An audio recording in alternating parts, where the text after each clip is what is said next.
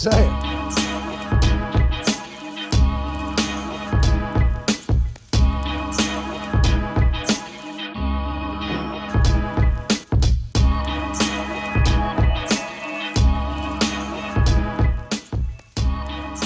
Yeah, what's going on, everybody? Welcome to the Awesemo.com NBA strategy show presented by Underdog Fantasy. I'm Dave Loughran at Laffy_D on the Twitters, LOUGHY_D. For those of you podcast listeners out there, joined by Adam Scherer at Ship My Money DFS, back in the apartment today. What's good, bro?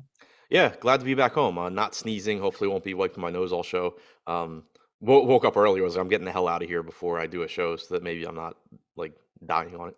You have a tough allergy day yesterday on the deeper dive? Oh, yeah. Because like I'm allergic to dogs. I always have been, but we had dogs growing up. So like I just got used to it. They didn't really bother me. But then now that I don't live there and I don't have dogs of my own, every time I go home, they just kill me. Yeah, that sucks. What's up, Mr. Go Blue? Mr. D Go Blue? Is that it? I said, Laffy, how much do you love Maxey? The kid's nasty, man. Like this kid is so much better than anybody, including myself, thought he would be. He's very good, Adam. He is very good. He is. He had the third best 3-point percentage in the league this year. Did you know that? I had no idea. Well, of course, I set some parameters of anyone attempting 3 or more threes per game. I don't want like the 1.1 threes per game in there. Who do you think were the two players? Like I said, 3 plus 3-pointers attempted per game. Who do you think were the two guys ahead of him? I feel like I've heard one of the answers and it's a weird one, but I don't remember. Okay. Luke Kennard. Okay. Desmond Bane. I think Bane was the one that I knew. Yeah, Desmond Bane. Some fun stuff yesterday, though. I mean, Philly just rocking Toronto. That was, I got that. I ended up getting that at 3.5 because 3 minutes into the first quarter, it was like 11-4. The line dropped 4 points on that game. Yeah, I feel like live betting is like a cheat code. I mean, sometimes it doesn't work in your favor. I said yesterday on the after show with Josh that fortunately the bet closed for me a couple of days ago. By the time it opened back up, I didn't like the number, but I was looking for spots to get in and live bet Memphis the other day. Not even money line, but just the spread. And they still lost by like 13. So it doesn't always work, but it's definitely a spot you have to pay close attention to. Yeah. Like when I'm in a sports betting state, I always like forget, like, cause I'm not in the habit of doing it. But when I was in New York for the week, like if I'd be in my hotel room just watching a basketball game, it was just so easy to just be like, oh, that team went on a run. Let me bet the other team now. And then in like, a quarter later, it's like, oh, okay, well now I'm just going to make $500 no matter what. Yeah. It's the like the NBA being such an insane game of runs. If you know that it's a good, healthy, like a good team and you're comfortable with them, and they go down by a handful of points early on, it means nothing in most cases. So yeah. Point in chat that I hadn't really thought about, but it is kind of hilarious that Josh just never got there on Tyrese Maxey all season long, and then now he's just crushing in the playoffs. What never? What do you mean? Oh, you mean Josh? Josh was just jamming in Tyrese Maxey like every slate. I know. Yeah, he was. Well, I said it yesterday that they're opening everything up. In game one, 30 of their 32 3-point attempts were open, according to NBA.com stats. 18 of 32 were wide open. When you're getting those when you can just do what they do and get those open looks, not to mention that Maxey just knocks them down when he shoots them. Right. And he's so fast, man. Like he gets to the basket at an insanely fast rate. It's very difficult to stop him, even though he's not big coming in with a full head of steam. He's tough to stop. Well, and also, wasn't he supposed to be a 2 guard? And then, like, they made him a point guard, and that was, like, really unusual for him. I feel like, and myself included, like, I just think of him now as a point guard because that's basically what he was in the NBA, but he's supposed to be a 2. Well, and that's what's really interesting about him is he plays the 2 guard when he's out there with Harden. Right. But then Doc will stagger him and have, like, him and Harris out there. And it's amazing what happens when you can actually have a decent guy that's playing with, part of your bench unit that can actually run the offense. So makes a big difference for sure. And hey, can we shout out the Dallas fucking Mavericks? I mean, what a gritty team. I'm at the risk of sounding cliche. What a gritty team that is. Did they come out? What's up? Did they win? I didn't pay attention to that game. Yeah, they won. Brunson dropped 41, dude. I knew he had a big fantasy game, but I couldn't have told you. Did you see what Maxey Kleber did? Yeah. Yeah, I knew what Kleber did because I had a lineup that was pretty much a lock to come in third in the big DraftKings tournament with any sort of normal Jokic fourth quarter, but instead Malone leaves him on the bench for 3 minutes and then he immediately gets ejected. But Kleber was on that team, so I knew what he had done. 8 threes. 8 threes. Crazy stuff. He had 25 points. It was 25 points, but 8 threes equals 24. And then he was 1 of 2 from the free throw line. He didn't have a single actual 2-point field goal in the game on 25 points. That's nuts. Nuts. And Denver's done, man. Like I knew that they'd be cooked from the beginning. I wasn't sure how bad it would be, but I at least assumed Michael Malone was going to run some sort of reasonable rotation and try and win games. They're just outmatched. For sure. And now Jordan Poole's scoring 30 a game. Right. And they're clearly never going to win that series, but I mean, at least try. You're playing tons of minutes without literally without an NBA player on the floor. Yeah. Yeah. For a little stretch there, Monty Morris was the only starter out there. There was a stretch where he wasn't out there either. I know. It looks like there was about 5 minutes where it was Cousins, Forbes, JaMychal Green, Austin Rivers, and Bones Highland. Yeah, I hadn't watched the game, and I went to turn it on, and I looked. I was like, okay, so because we had talked about how in the second half of the first game, at least he had Barton out there with the second unit, and then so towards the end of the third quarter, because I'd seen Denver was up, and then I saw they were getting their asses kicked. I'm like, so I pull it up. I'm like, oh, who's playing? And I'm just like, oh, these five. It's crazy. It doesn't make any sense. Nick said Mavs and Cavs can just go home and call it a season. I'll tell you what, that game was actually really fun. I can sometimes appreciate a game like that. I've told you this a lot. I'm all about, like, Josh thinks I'm crazy for it. I'm all about chaos as long as it's not my team that's catching the business end of that chaos. Right. I'm all about chaos. Like I'm all about Minnesota coming into Memphis and getting wins. I'm all about the Dallas Mavericks without Luka Doncic giving 44 minutes to Finney Smith and Bullock and Jalen Brunson. I'm all about them coming in and stealing wins. I love it. Yeah, I'm right there with you. I mean, that makes it exciting to me. Like, I can tell you who the better team is. I don't need them to just come in and win every game that they're supposed to. Exactly. And I know Josh's argument, and I get it, is like, well, yeah, but then if they advance, the next series is gonna suck. It's like, yeah, well, if the team that they couldn't beat them in the first round advanced, it's probably not going to be great either. Right. So, the only exception to that is, like, if it's like a crazy bad matchup for some reason. But absolutely. Barring that. But I mean, you can't say Dallas without Luka is a crazy bad matchup for Utah outside of they're just really good defensively. Right. And also, like, if Dallas advances and gets Luka back, they're going to have the best player, or, top two player in the series, depending on who they're playing. I don't know who they play, but so at least it's not like a total garbage team either. No, you could not ask for anything more if you're Luka Doncic, if you're the Mavericks, to split the home games 1-1 before going to Utah without Doncic playing in either of those. You couldn't ask for anything more than that. Yeah, 100%. Because you're not winning both.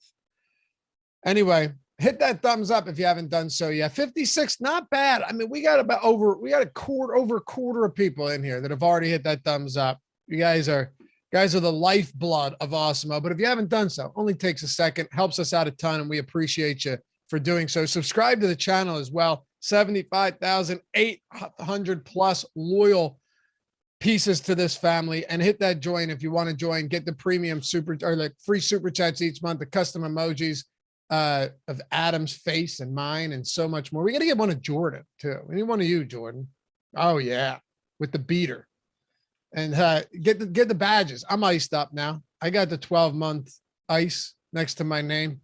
We'll also always prioritize your comments, questions, all that stuff with our premium Discord members. And we got something very exciting coming down the pike that I think is going to come to fruition. We're going to have our premium members involved in that. All right, you ready to dive into this? Yeah. Let's do it. Atlanta, Miami. I mean, talk about a mismatch, dude. Most teams just don't match up good against Miami, but at the same time, that last game, at no point was that really a truly competitive game. It got super out of control. You saw none of the starters played the final 15 minutes of the game outside of, was it Kevin Huerter, I think, and he played a short stint in the fourth. So I'm just really wondering where you're at on Atlanta today, given the matchup with Miami. Yeah, I mean, it's really obviously a brutal spot. You're going into Miami again, so it's not like you get home court or anything.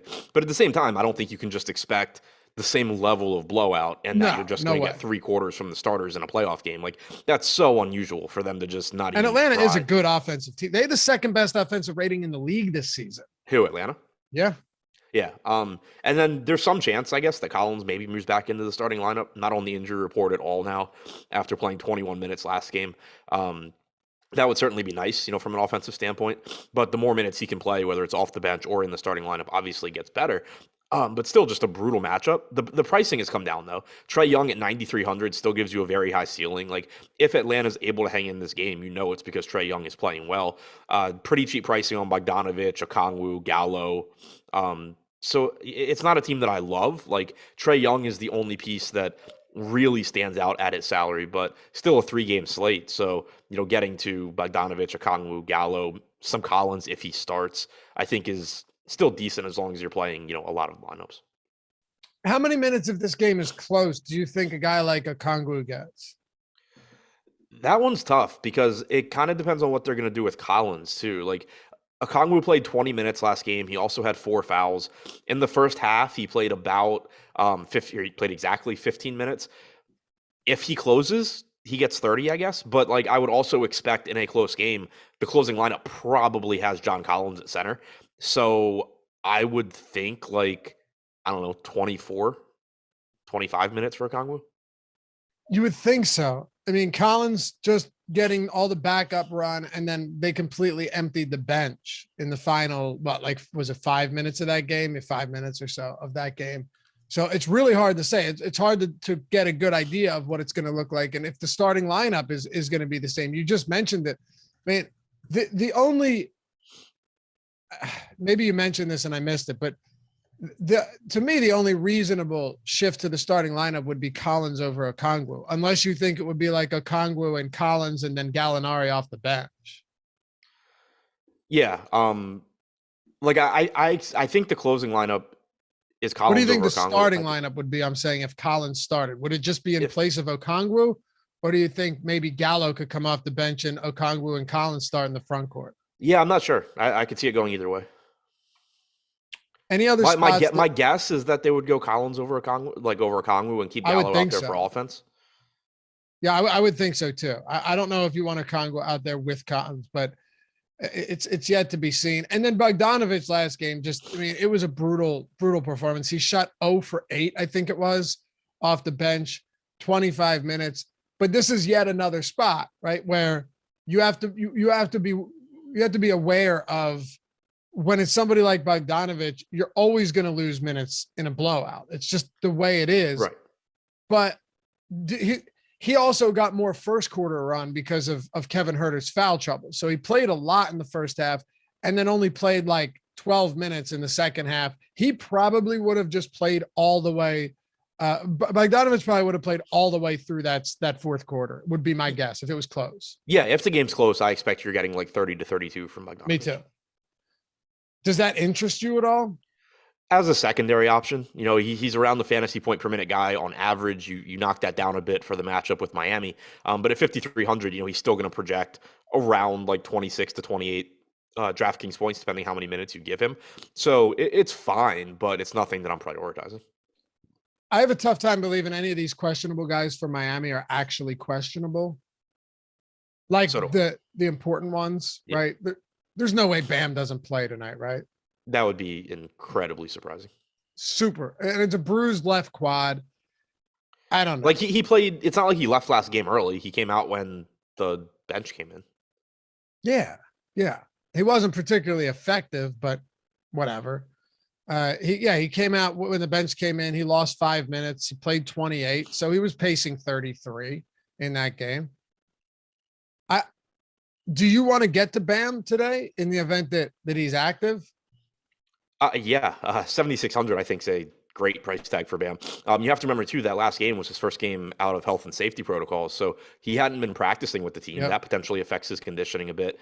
But if we assume this game's competitive, I don't see any reason you're not getting 33 plus minutes from Bam. He's around the 1.2 DraftKings point per minute guy, and the price tag's down to 7,600. So I think it's a really, really good price point, especially because also like there are other good center options, but there wasn't anything we really loved from Atlanta. Steven Adams is, kind of whatever with Memphis from a fantasy standpoint. Obviously, Towns, Ayton, and Joval are good, but the opportunity cost of the position just clearly isn't as high as it would be, during the regular season or on a bigger slate. So there's, once again, no real great value on this slate. The truth is, if last game you played PJ Tucker, if you played PJ Tucker and I told you in 24 minutes in a blowout, he was going to give you 26 fantasy points and 16 actual points in a playoff game or playoff slate, you would be absolutely thrilled. Yeah, and I think he's still underpriced here at 8,400. If this game's competitive. No, I'm sorry. I said PJ Tucker. I'm saying the fact that. Oh, I thought you said Jimmy Butler. No, I'm saying PJ Tucker last game played. If I told you he's giving you over a fantasy point per minute in 24 minutes in a blowout, you'd be pretty stoked. I'm just curious where you're at on a value guy like that, because once again, there's not a lot of good value on this slate.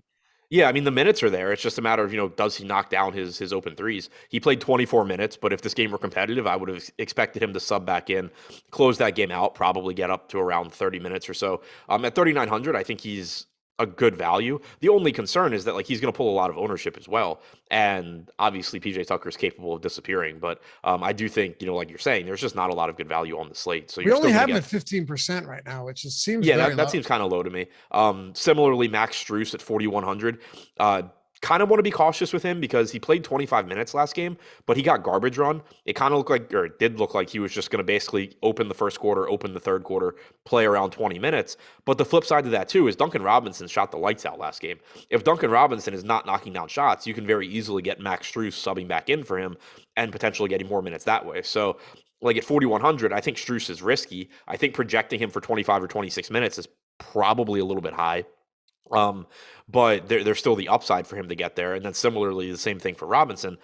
He's, clearly they would like him to shoot really well and play 24, 25 minutes. That hasn't really been the case for a lot of the year. But I think either of those guys you can take shots on. I wouldn't play them together, though.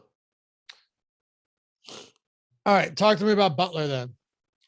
I just think he's underpriced. I mean, 8,400 for somebody that's likely to play 36 plus minutes if this game's competitive. And if it's not competitive, there's a good chance that he's heavily involved anyway. So I think that the price tag's just a little bit cheap. And like you were saying, with the lack of value, it's just it's a little bit more appealing during the postseason to go balanced than it typically is during the regular season, just because you don't have the same level of value. And if somebody like PJ Tucker goes out there and puts up 16, 17 DraftKings points, you can have a pretty big advantage if you just didn't get to that price range. And then on a slate like this too, yeah, you have Towns, you have Booker, but you don't have Jokic, you don't have Embiid, you don't have Giannis, you don't have the same level of pay up options.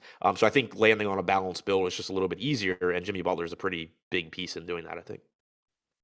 It does interest me that Kyle Lowry played. People might look at it and say, well, he only played 29 minutes. He never played the fourth quarter. So if this game's close, how many minutes do we get from Lowry in a competitive spot? I think that the price on him is pretty decent. Like 6,300 seems pretty fair to me because you have to keep in mind that he's losing usage to Butler. Bam's a higher usage guy. If the game's competitive, you're probably getting more minutes from Hero, who's also going to take usage away from Lowry. Yeah. But Lowry should lead the team in assist percentage, and he's likely to be out there mid-30s minutes. He's around the fantasy point per minute, maybe a little bit shy.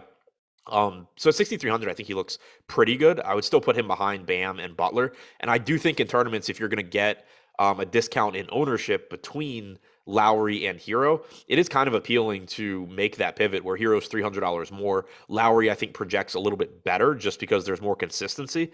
But Hero, I think, still can certainly get hot and really take over offensively. Anything else from this game? No, I don't think so. All right. Let's keep it moving then. First off, Underdog Fantasy.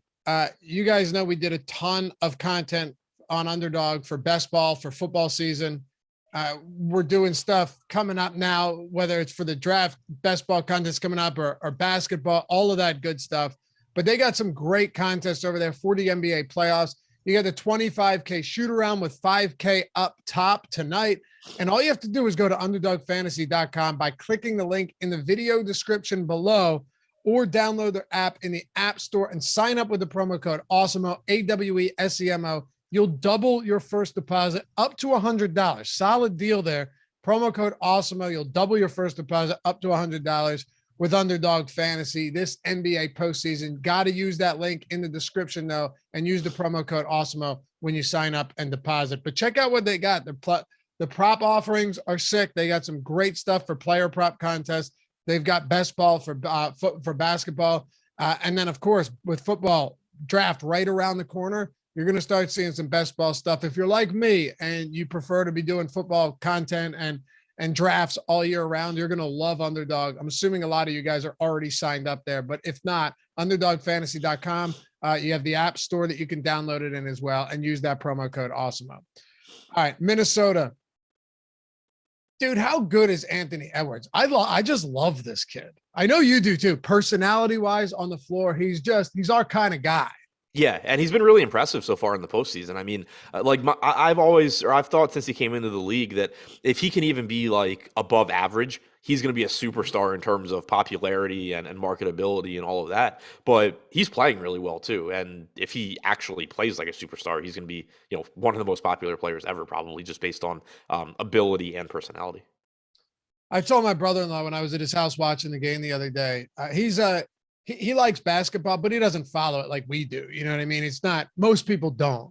Right. And I was telling him he's the type of guy that, could leave his cell phone out of the house for 5 hours and not think about it. He's the type of dude that doesn't care about like a lot of that stuff. And I said, man, I got someone for you. Would love Anthony Edwards. Dude still has a flip phone. He's just like completely closed off to the world. He really is, man. He's kind of in his own little bubble, but not even in an insulting way. He just does him. Right. Yeah. And his interviews are so good. Like no matter what the topic is, like he did the one interview, talking about how like he could have played Major League Baseball if he wanted to. Like his interviews are great. Yeah. And didn't they ask him about, what player did they ask him about? And they didn't know who he was. Alex Rodriguez when he bought the Timberwolves. Was it A-Rod? Yeah. Yeah, he didn't know who A-Rod was. Yeah. Yeah, and that was, if I remember right, that was very close to around the time he also was talking about how like he's a huge baseball fan and could have played like in the majors. That's great. He probably could have though. Do you know how many of these just peak these athletes could have played probably whatever sport they wanted? Yeah, I mean baseball and hockey are the two that I kind of discount that a little bit, but at the same time, like if that was something he focused on, I'm sure he could have been very good at it.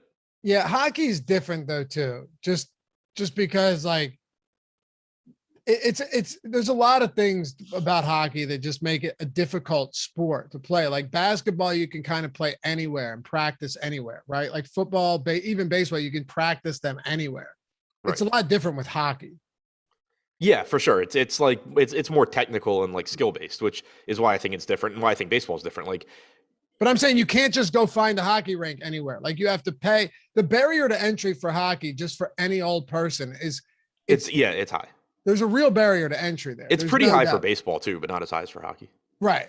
But I'm saying you can still go out with your boys and like and throw some pitches and swing a bat, even if it's in a field or something. Yeah, but like to actually get good, like unless you have friends that are good and aren't, just like throwing you 20-mile-an-hour like soft toss, like right. It's hard to get good at baseball without spending a lot of money to do so. Yeah, I agree. I'm just saying there are some sports like hockey, and I'm sure plenty of others where like unless you have the necessary equipment, the necessary rink or field or whatever it is, you're just shit out of luck. Right. But yeah, Edwards is awesome. And he did that against the good Memphis defense in that play-in game. He dropped what? 30? Yeah, 30 against the Clippers. He's just exciting, and I enjoy watching him. And I don't think 8,200 is all that unreasonable on him today, only because his ownership is coming in to reflect that. I mean, he's not going to be a popular option today for a 3-game slate. Do you think it's worth getting some tournament exposure to a guy like Edwards? Yeah, like he's not going to be a priority because he's $200 less expensive than Butler. He's more expensive than Bam. He's more expensive than Hero. But the ceiling is still really high for this guy. And if we assume this game is going to be competitive, you're likely to get a ton of minutes. He played 40 minutes last game, 28.5% usage rate, 36 actual points. The ceiling is really, really high. And at 20% ownership on a 3-game slate, I think it's pretty appealing. If that ownership were to go up a bit, then my interest, falls off some, just because you do have Butler, you do have guys like McCollum and Ingram and Booker and Paul, like not to mention, Morant and guys from Memphis. So there's plenty of guys in that price range that look good, but you can trust the minutes from Edwards. You can trust he's going to be heavily involved. Really just a matter of, is his shot going to fall? Yeah. Bill Wallace, MLB starts right here in 1 minute and 36 seconds. Don't go anywhere. What else are you doing for Minnesota at the top when it comes to Karl Anthony Towns? Did you say 1 minute and 36 seconds?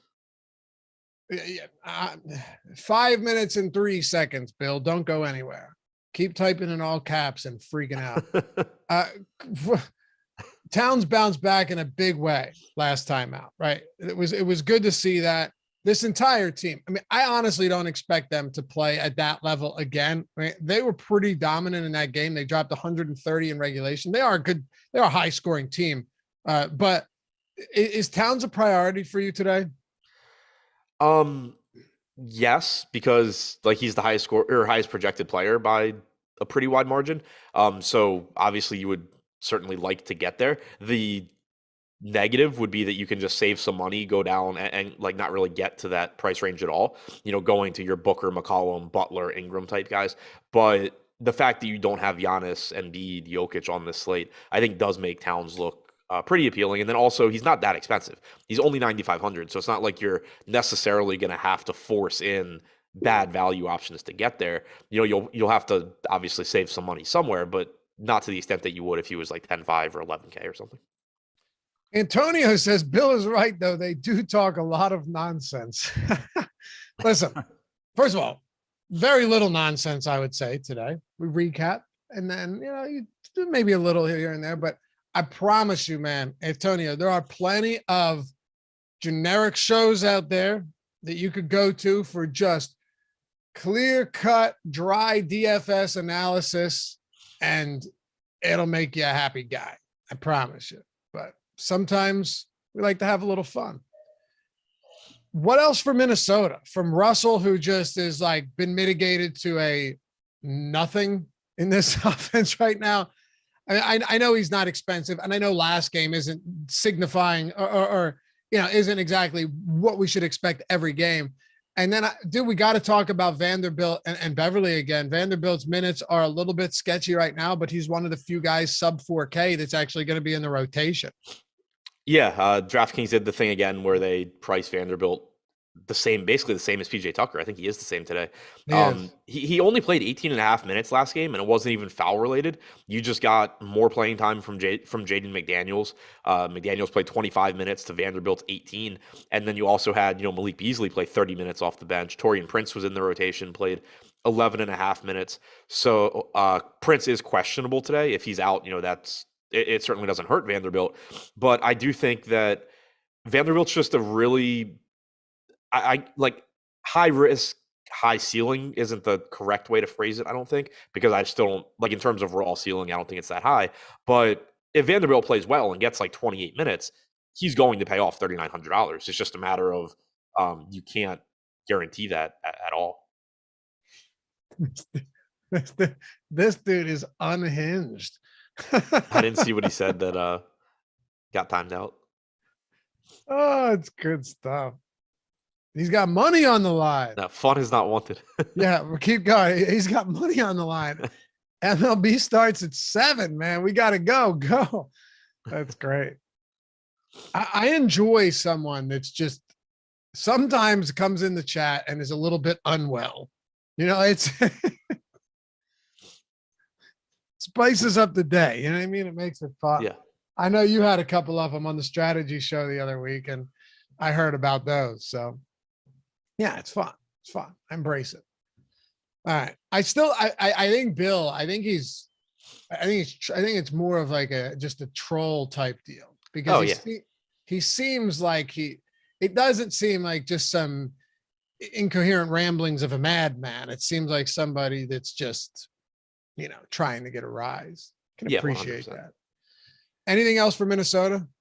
Yeah, I mean, you mentioned Beverly, 5,600, again, just kind of a risky option because he's not a high usage guy, but and he fouls frequently. But if he can avoid fouling, you're expecting 30 minutes or so. He's about a fantasy point per minute guy. He's only 5,600, so I would throw him sort of in that same conversation, that same mix with guys like Bogdan Bogdanovic from Atlanta, where they're not priorities, but he is pretty inexpensive, and he can help you get to somebody like Karl Anthony Towns. Malik Beasley's been playing a lot of minutes, but his price tag is up to 4,700. So I think kind of difficult to really get there.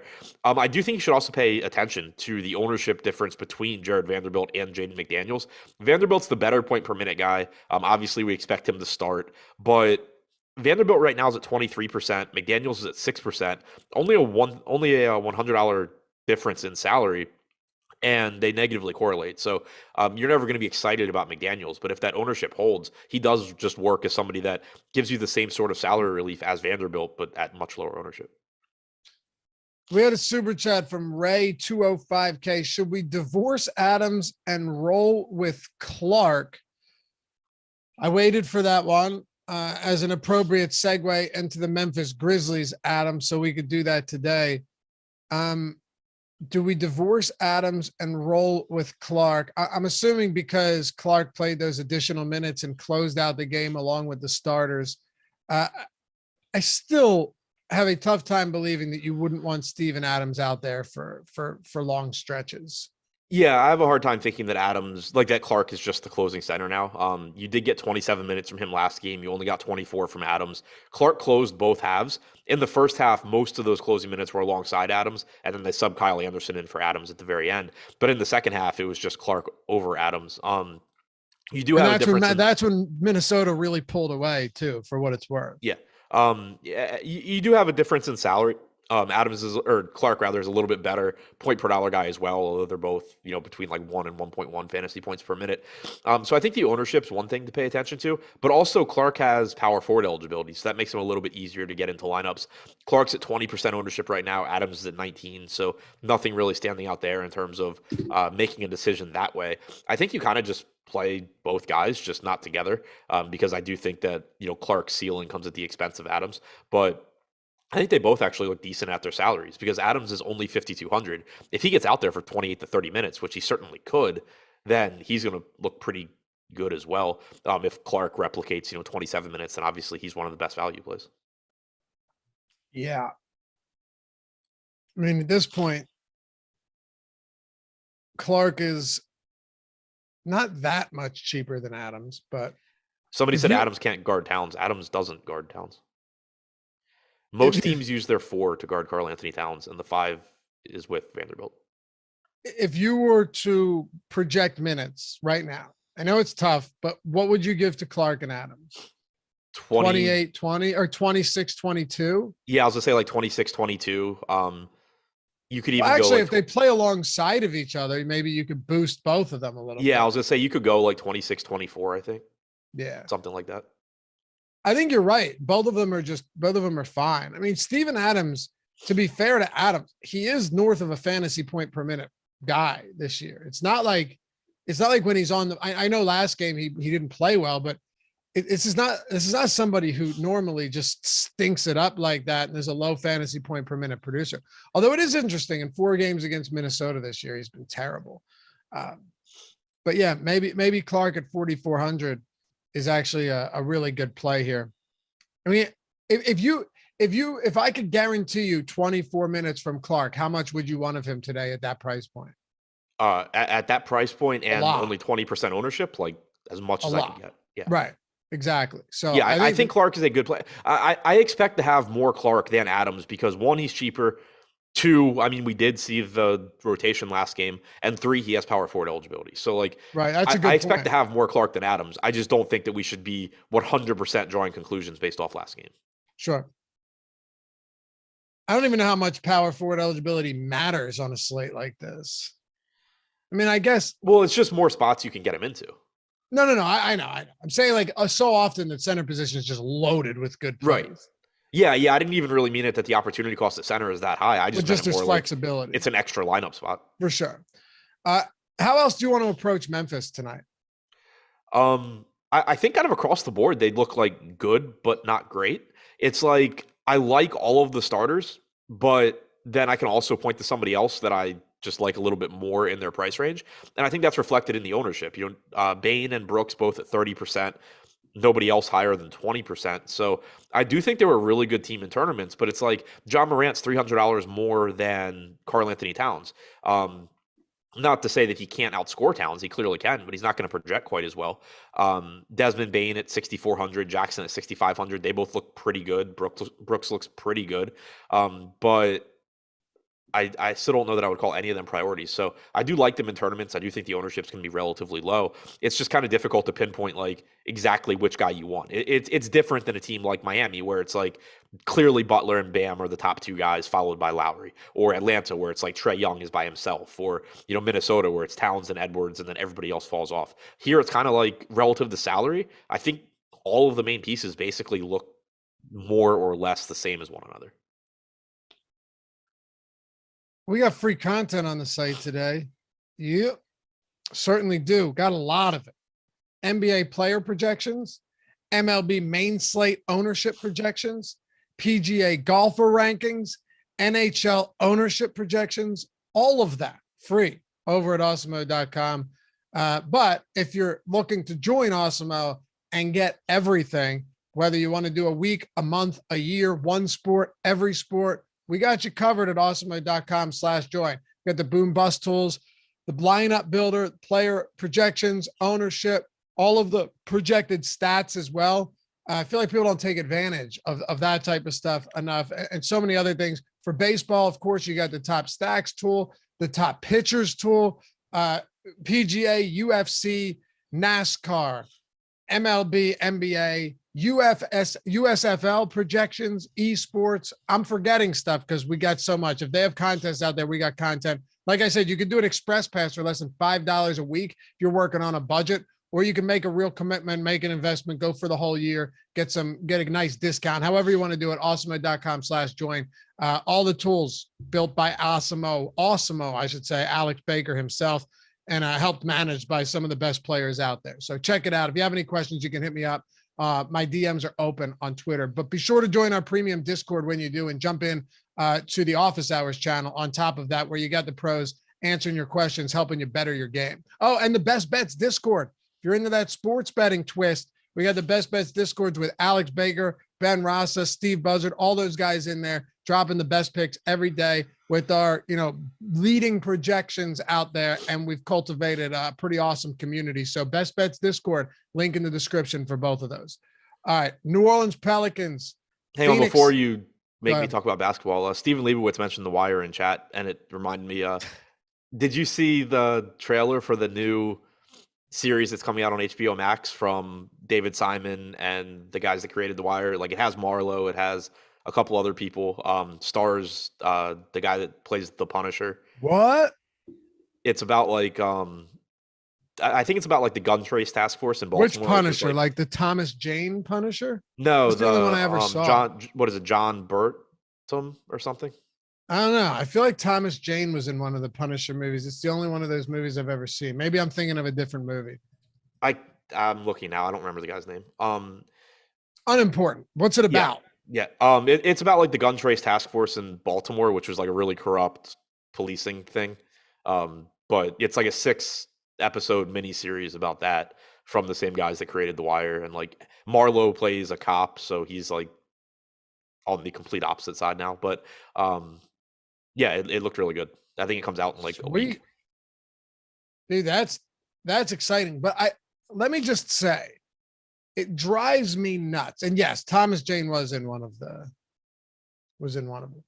It drives me insane that all of the new shows that come out are limited or mini series. Like, why can't we get anything good now that is actually extended? You know what I mean? Like, give me a good show that they can actually figure out how to leave the season on a cliffhanger and make you want more. Yeah. In this case, I think it's like actually more like a documentary type thing. Oh, I'll still watch it. I'm not saying this specifically, but haven't you noticed I'm with you, so much of what comes out today is just a limited or mini series? Yeah. And it is John Bernthal. Okay. He's in Wolf of Wall Street too. He plays Brad. Oh, really? Yeah, like the drug dealer. Yeah, I know who you're talking about. Yeah. Huh. Okay. Anthony Childs, Laffy, you got 2 of your 3 NBA props last night. Thanks. Awesome. Congrats. We got 3 of 4 actually, because we hit Maxey over 3s as well. So we had Maxey over 3s, Harris. We went overs yesterday. We went heavy on the overs. And what was the other one? Oh, OG Anunoby over 16.5 points.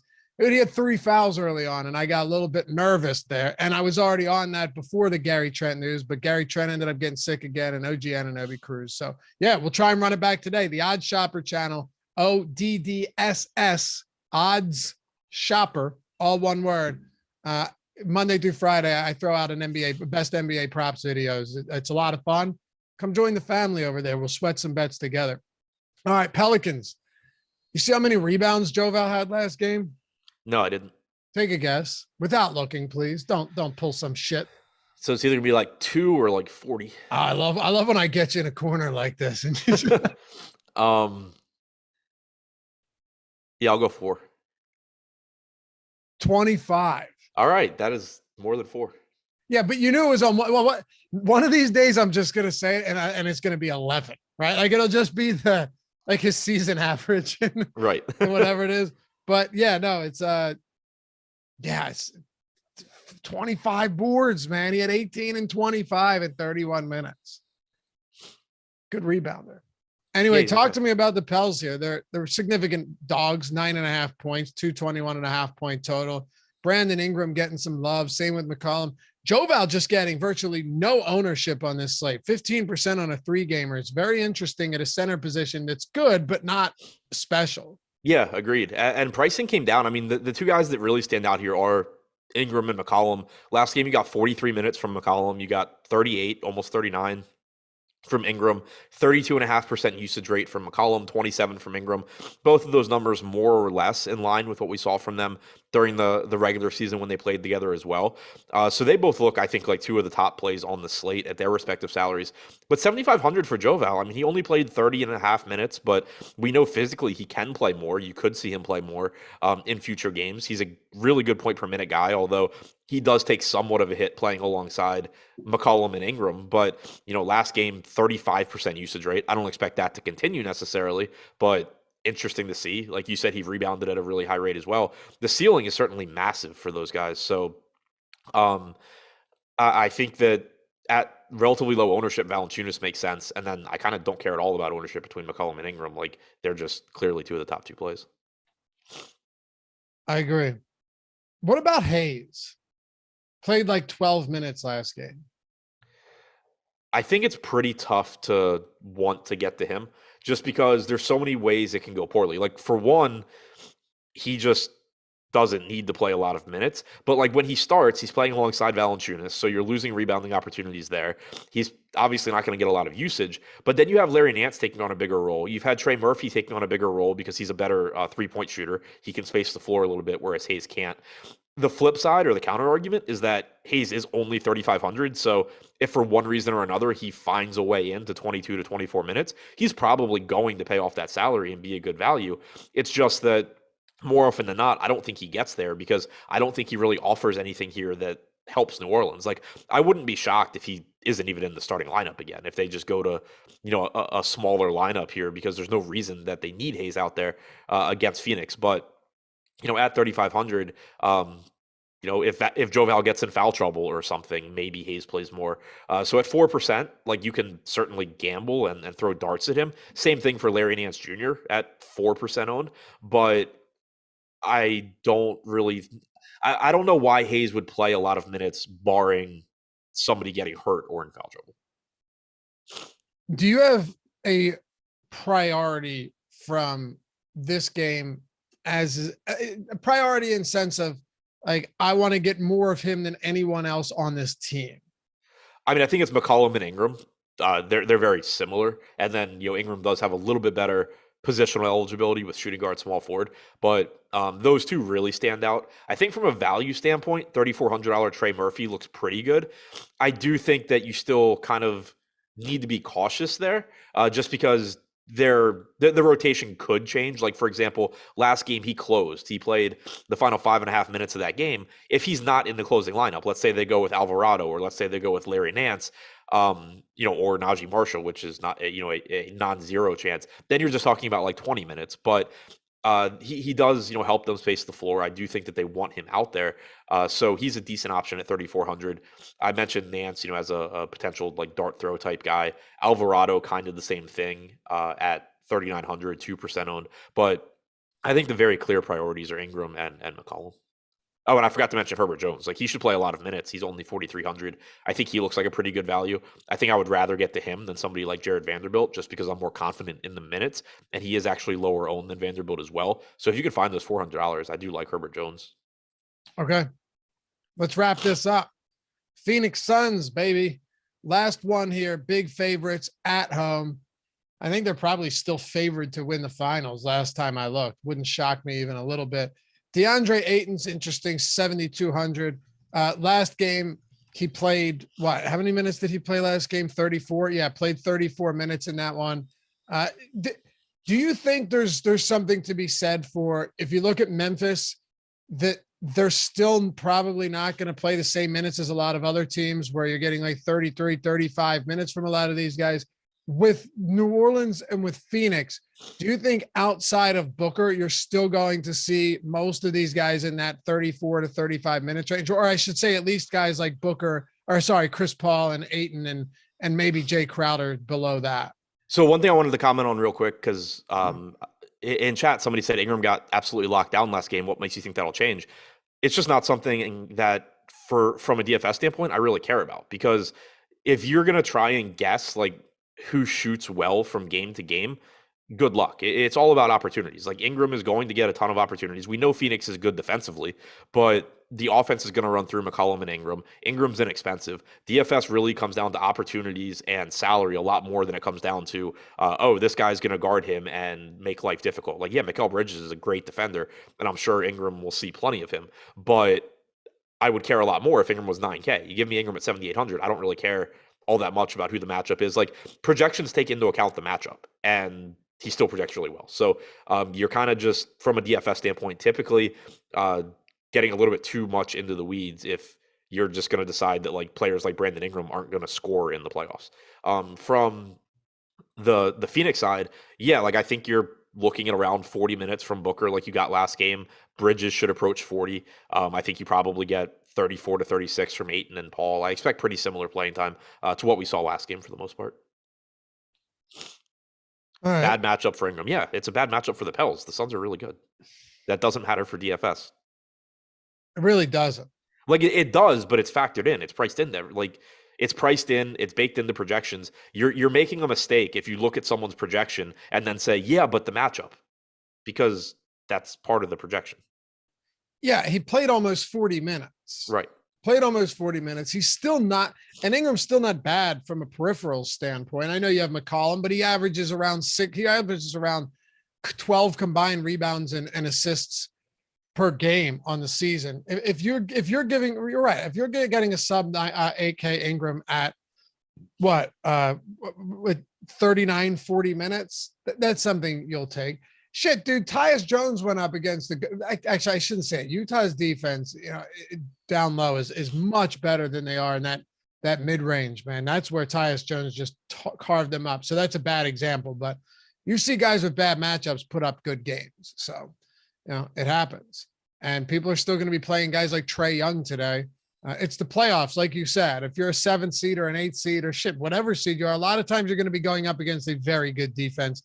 And the price reflects that. So yeah, like the way to think about it is if Ingram were facing like, I don't know, Charlotte, he would project a lot better and he would be obviously a better play. He'd probably also be more expensive, but like it's factored in. Like he would project better if he wasn't playing Phoenix. Playing Phoenix, he still projects to be a good play at this salary. So like you're just doing yourself a disservice by double counting and saying like, okay, well I'm going to like he projects this way in this matchup, but also he's in this matchup, so I'm going to lower his projection even more. Like it makes no sense.